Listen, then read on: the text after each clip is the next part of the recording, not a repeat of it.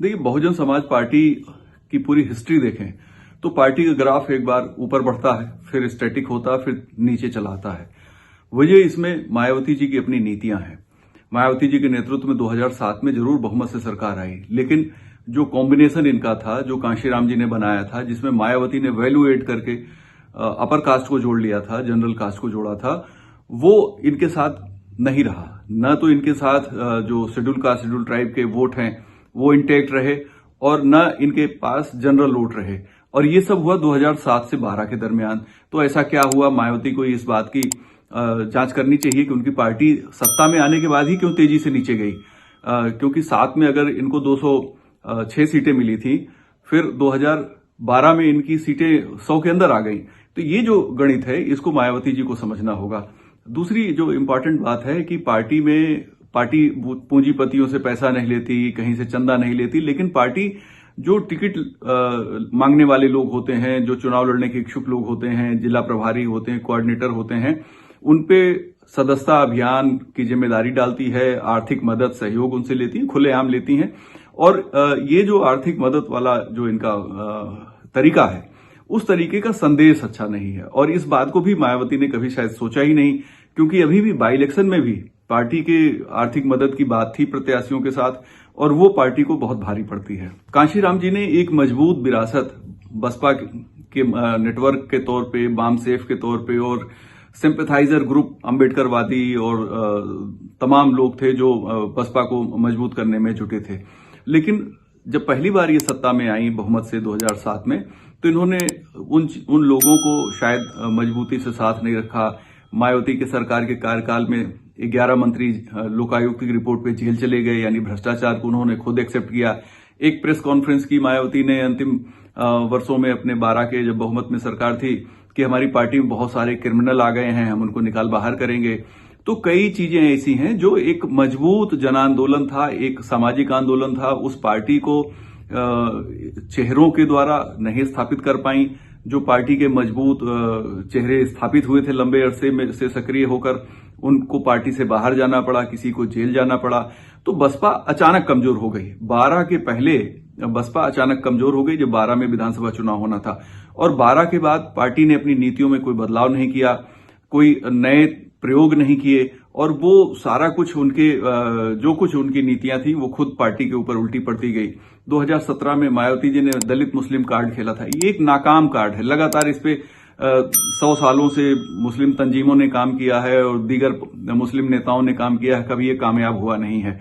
न मायावती के द्वारा भी ये कामयाब हो सकता था, क्योंकि मुस्लिम वोटर का अपना एक सेट फंडा है, उनको एक निर्धारित मापदंड पे ही वोट देने होते हैं।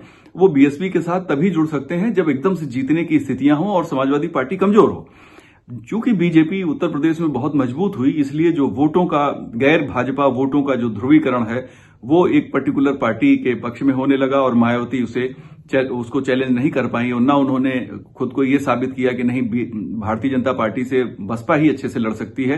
तो ये भी एक वजह इसमें रही जिसकी वजह से बसपा लगातार कमजोर हो रही है। बसपा की जो ताकत थी वो उसका संगठन था।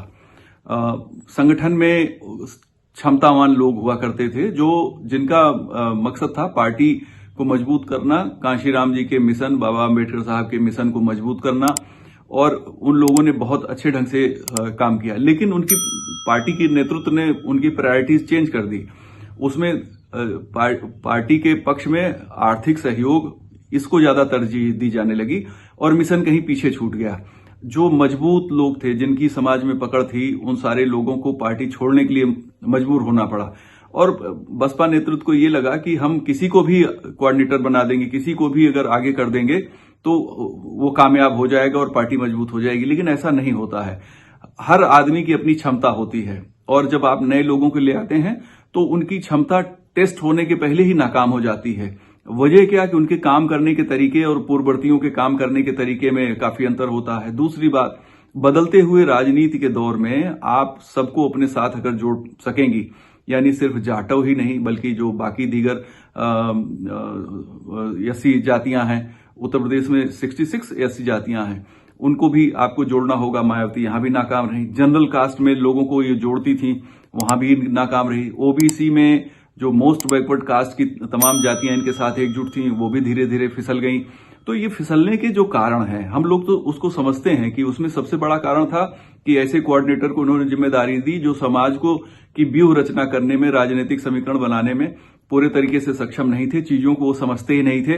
वो एक ही चीज समझते थे कि कितनी जल्दी उनकी अपनी तरक्की हो जाए, उनकी अपनी आर्थिक स्थिति बेहतर हो जाए। ठीक है, वो अपनी आर्थिक तरक्की करें, लेकिन कीमत बीएसपी की थी और ये बात मायावती जी नहीं समझ पाई। बसपा में एक और प्रवृत्ति है कि बहुत जल्दी अपने फैसले ले लेती है। उसके अब चूंकि मायावती जी से कोई डिस्कशन नहीं कर सकता, उनसे कोई आर्गुमेंट नहीं कर सकता, उनके कहे हुए पे कोई सवाल नहीं खड़े कर सकता।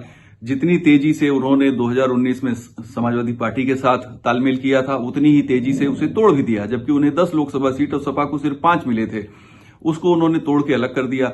फिर अभी बाई इलेक्शन उन्होंने जितनी तेजी से लड़ने का फैसला लिया, तो उससे ज्यादा तेजी से उन्होंने अब भविष्य में बाई इलेक्शन न लड़ने का फैसला लिया। यानी कि जो आपकी पार्टी में आएगा लंबे राजनीतिक कैरियर के लिए, उसका भविष्य अंधकारमय है। और जब भी कोई क्षमतावान पॉलिटिशियन किसी पार्टी में आता है तो वो चाहता है हम अपनी कैरियर को आगे बढ़ाएं, विधायक बने, मेंबर ऑफ पार्लियामेंट बने, और जब सरकार बने तो मैं उसमें मंत्री बनूं, या उनकी अपनी आकांक्षाएं होती हैं। लेकिन बीएसपी अगर अपनी नीतियों को जल्दी जल्दी बार बार बदलती रही और चेहरों को बदलती रही तो लोगों का भरोसा कम होता। उन्हें लगता है कि राजनीति करने के लिए ये पार्टी हमारे लिए ठीक नहीं है, क्योंकि यहां कोई चीज स्थिर नहीं है, अस्थिरता है, नीतियों में कोई एक टिकाऊपन नहीं है।